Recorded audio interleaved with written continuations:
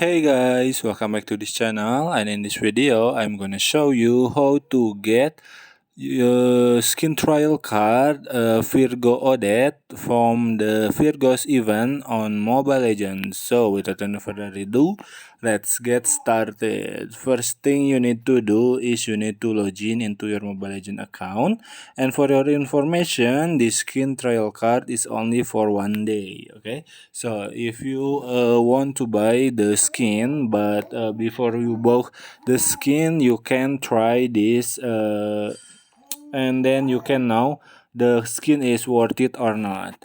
And then how to get the trial card skin from the Virgo's gift events.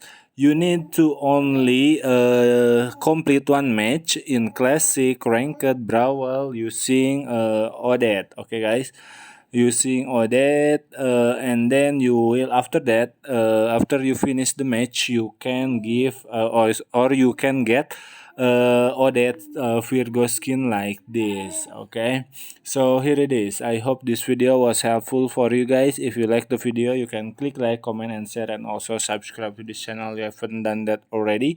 And if you have a question, you can leave it in the comment section down below. Thank you so much for watching, and bye.